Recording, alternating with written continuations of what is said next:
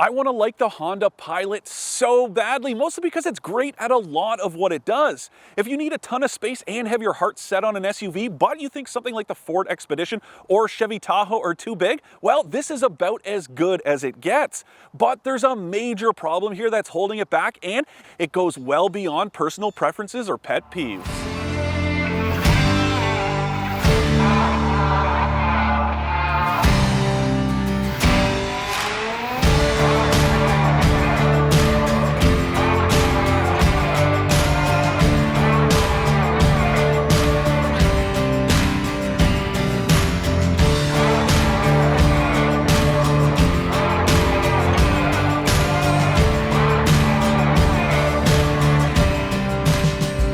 Remember when I reviewed the Lexus UX and I said it suffered from a fatal flaw? Yeah, this is way worse.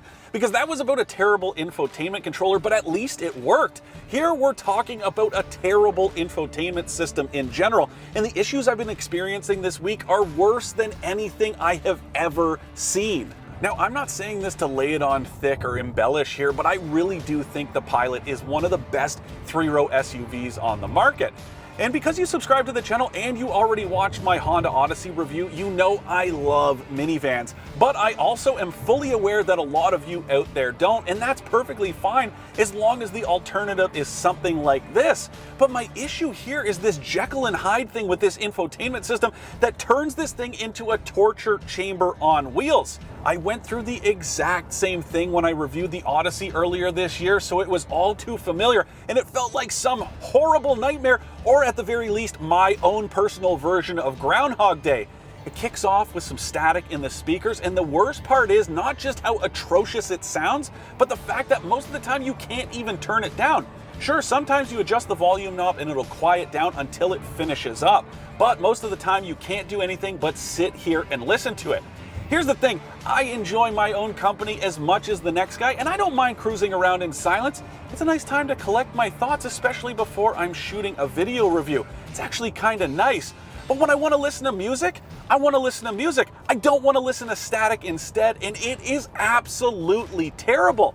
The other problem is the only way to fix it, you have to pull over and do a system reset or turn off the ignition, which means you also have to stop. There's no way to do it on the fly. And the problem is it only lasts for maybe an hour at a time, and then boom, just like that, it starts all over again. Like I said, Groundhog Day. I don't get it at all, especially because this is a very well documented issue. Not only did I experience it earlier this year, there's a class action lawsuit in the US about the exact same thing for the Pilot, the Odyssey, and apparently the Passport too. What is going on, Honda? That's really unfortunate because this is an outstanding vehicle otherwise. It's one of the roomiest on the market, and there's almost as much space in the second row as there is up here in the front. Of course, the third row is a little bit cramped, but that's to be expected in this segment. But here's the thing, I can fit back there without a problem, which is nice. My only issue with that third row, there are no USB ports back there. And that's a sign of the Pilot's age, because if you look at newer entries on the market, like the Subaru Ascent or the Hyundai Palisade, both of those have third row USB ports. But again, this thing does space really, really well because there's tons of room for people, but there's also tons of space for stuff. If we're talking about space behind the third row, there's 510 liters to work with, so not quite as much as the Volkswagen Atlas, but more than enough for anything this side of a week-long family road trip. And then when you stash that third row in the floor, you get 1,600 liters of space. But better still, when you fold this second row flat, that opens up to 3,100 liters. It's not quite as much as the Odyssey, and of course, that's the vehicle to go with if you need tons of space. But this thing does very well on its own, and I'm impressed with just how roomy it is and how much storage there is for small items. If you look at that second row, it's got its own center console with cup holders, and there are also 2 cup holders in each door as well as door pockets. You also get some cup holders in the third row, and then up here, these door pockets are absolutely awesome. There's 2 separate shelves, so you've got tons of room for your stuff. And you have this massive console bin. There's nowhere you can't fit your stuff in here. This is big enough for a purse. There are cup holders here, a cubby with a wireless phone charger too. The list goes on and on. This cabin doesn't feel quite as luxurious as the one in the Palisade or even the Kia Telluride, but I honestly think that's a positive in favor of this Pilot because it feels durable. The materials in here are going to withstand family life. You're not going to be worried if your kids spill something in the back. And the other nice thing, it's all dark material, so even if they do, you're not going to see it. The other nice thing is there's tons of tech offered in here. On top of this wireless phone charger, touring models, including this black edition I'm driving, have stuff like built-in Wi-Fi and a rear seat entertainment system with an HDMI port, which means you can plug in your gaming console because there's a household outlet back there too. Though I will point out it's not a grounded outlet and it's only a two-prong one, so not all consoles are going to work and your laptop charger isn't going to plug in there. But it's cool that you have that along for the ride. It's a great way to keep the kids happy on the way to the cottage. There's also a ton of other comfort stuff in here too, like heated second row seats. This one has captain's chairs and they're both 3-stage heat, which is great to see. Up here, I've got heat and ventilation as well as a heated steering wheel, and the standard tri-zone automatic climate control system is fantastic. The only thing I will say though is that the controls are on the back of the center console, which means they may be difficult for kids to reach from their seats, especially younger ones. Not the end of the world because you can control the climate from up here, but it is something to point out. There's tons of safety tech in here too. Now again, another sign of the Pilot's age, there's no surround view monitor or head-up display, which is a bit of a shame, but there's lots of other great stuff. Even the government mandated backup camera has 3 different settings, so you can change it up, including a hitch view that looks straight down. Very cool, though I will point out there was a recall on this thing to address an issue where the rear view camera wouldn't activate when you put it in reverse. Now here's the part that's really concerning to me. I called a local Honda dealership to find out if I could get this thing in for an appointment to get that recall work done, and it turns out this VIN has already had the work completed, yet it's still happening to me and I have the cell phone footage to prove it. So here we are, day 3 of my ongoing issues with the Honda Pilot infotainment system, and at the encouragement of a colleague, I decided not to plug in my phone to connect to Apple CarPlay today to see if that was the culprit.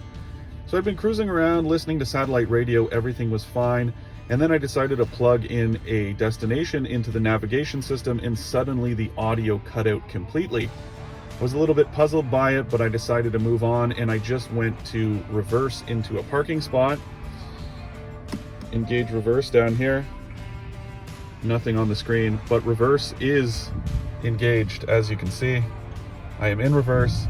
The vehicle is backing up. I just do not have any rear view camera display on the infotainment system anymore.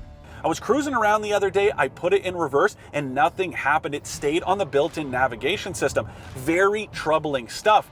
I'm a firm believer that you shouldn't rely on your rear view camera too much, but this is a pretty large vehicle and it's nice to have, especially in a parking lot. The fact that it was rendered useless, well, that is very troubling, and even more so considering the work was apparently done.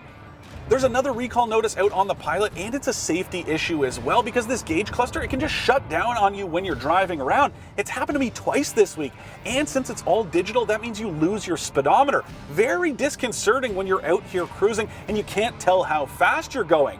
Now, Honda Canada told me that when you flash this gauge cluster module, it'll also fix the head unit issue, including those speaker problems. But I am a little bit skeptical because I read the recall notice myself and nowhere did it mention the head unit or the speakers. Very odd stuff. I asked Honda Canada if I could have this thing back for a couple days after it completes the fix so I can see for myself just how well it works. So if I can get back into this Pilot, I'll be sure to update you guys on the status. So this thing doesn't have a head-up display or a surround view monitor, but there's tons of other great safety tech and most of it is standard. You've got stuff like lane keep assist, forward automatic emergency braking, and adaptive cruise control. The only thing that doesn't come on base trims is blind spot monitoring, but the rest of the models get it. I will also point out that there's no reverse automatic emergency braking, but I can live without that, especially given the 3 different rear view camera displays you get. It's not exactly intrusive equipment either, though I will point out that Honda's forward collision warning system can be very sensitive. Let's say you're on a wide sweeping corner and there's a vehicle coming towards you. It'll start to beep and flash while you're minding your own business, and it can make it seem like you're in imminent danger when really you're not. But other than that, it all works really well, especially the lane keep system. So many modern ones just want to keep you dead center in the lane, but this one has a little bit of leeway and it's not fighting with you too much when you're cruising around, especially out on country roads like this one. I also just really like driving it. It cruises around exactly like a 3-row SUV like this should. It doesn't feel heavy or hard to handle, and this steering is really light. Yeah, you don't have much feel, but I can live with it for how easy it is to control. And that's also really nice when you're parking this thing. It doesn't feel anywhere near as big as it actually is. And the same goes with just how it cruises around generally. And if it weren't for all this space behind you, you'd have no idea you were in anything bigger than a CR-V. It is very, very satisfying, especially cruising around out here on country roads. Now, it's not quite as comfortable as the Segment King, which is the GMC Acadia Denali with the adaptive dampers. That thing is absolutely fantastic, but I'd put this in a class just below that and even above that Mercedes GLB I reviewed recently. And you know the drill. If you aren't subscribed yet, make sure you hit that button below and watch all the latest content from autoTRADER.ca because we've got some great stuff coming up. But back to this Pilot, this thing is near perfect to drive. The powertrain is awesome too. You've got a 3.5 liter V6 engine under the hood and it's naturally aspirated. Very smooth power delivery. No, it's not abundant, but there's more than enough to pass when you need it. You've also got this sport mode down here with this 9-speed automatic transmission. So if you need just a little bit more giddy up, it's there for you. Well, I was just about to talk about the horsepower and torque, but listen to this. And this time, I can adjust it with the volume. Turn it all the way down, and it's gone. Turn it back up, and there it is. What is going on with this thing? This is crazy to me. Imagine you bought one of these things. Imagine you spent over 50 grand on a Honda Pilot just to deal with this. And look, if you think it's just when you don't have anything playing, that's not true either. I'll go into my music, hit play.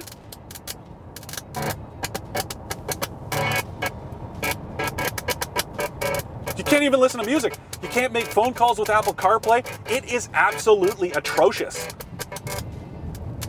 This is mind-blowing stuff to me. And the fact that it hasn't been fixed when these complaints have been going on for like 3 years, unacceptable. Well, that's about as low as I can get the volume on the static, but the show must go on as the saying goes. So here we go. This engine, 280 horsepower, 262 pound-feet of torque. Again, not abundant, and this thing isn't especially peppy, but it's not supposed to be. It also feels like it's gonna be better for towing if you wanna pull a trailer behind it. Get the upgraded tow package with the transmission cooler, and this thing can pull 5,000 pounds. That's more than enough for an SUV this size, and it's great that you've got that V6 engine under the hood to do the heavy lifting. That 9-speed automatic transmission can be a little harsh under heavy acceleration, but if you're just cruising around casually, you barely notice when it changes gears. And again, the rest of the mechanicals are almost perfect. The suspension soaks up most stuff, and this all-wheel drive system is exactly the way it should be. Fully automatic, so you don't have to worry about it. Now, there are a few different terrain modes you can select down here on the console: snow, mud, sand, or normal. The cool thing is you can watch how it shuffles power around here on the gauge cluster. You can pull up this display that shows you which wheels are getting torque and when. Very cool stuff.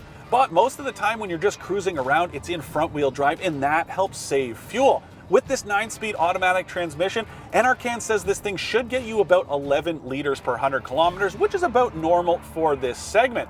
I've been doing a little bit better than that this week, though with a little bit more city driving, it's probably gonna level out. Still, I've got no problem, and if you want a more efficient 3-row SUV, you're gonna have to step up to something like that Toyota Highlander Hybrid I reviewed. Honestly, this just feels like a great vehicle to road trip in. There's tons of safety stuff, lots of tech to keep the kids happy, and tons of room for everyone to stretch out. I'm just hung up on these infotainment issues. Not only are they annoying, but they render the whole system completely useless. Imagine you're out on a road trip and you have to listen to this, but you can't even put any music on. Terrible. Don't get it. Really upset that this is going on, and I'd be really upset if I were a buyer, especially because this thing is pretty reasonably priced too. The cheapest version of the Pilot's gonna set you back 43 grand before tax, which is a little bit more than most competitors, but keep in mind, this thing has standard all-wheel drive, whereas the Palisade and the Highlander, well, they use cheaper front-wheel drive models to get you in the door. Then if you go all the way up to the touring trim, you're gonna pay about 55,000 bucks depending on the rear seat configuration, because there's one with a bench seat in the second row or these captain's chairs, and there's about 400 bucks between them. There are also a couple trims between those ones and the base version, and then you've got this dolled up black edition that's 57 grand before tax. It looks great and it's got tons of great features. There are also a couple extras you don't get in the Touring, like this panoramic sunroof in the rear rows of seats. And honestly, I could live with some of the sacrifices in here, like the lack of a head-up display, if it weren't for this infotainment system that completely ruins the experience. To recap, I love how spacious and livable the Pilot is and how easy it is to drive.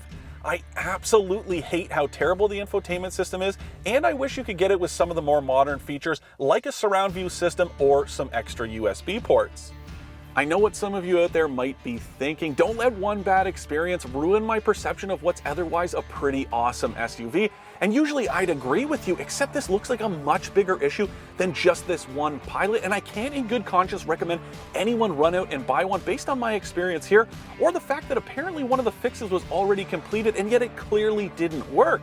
Who knows, maybe you'll get lucky and you won't experience this issue at all, but for me, that's just not a $50,000 gamble I'd be willing to make.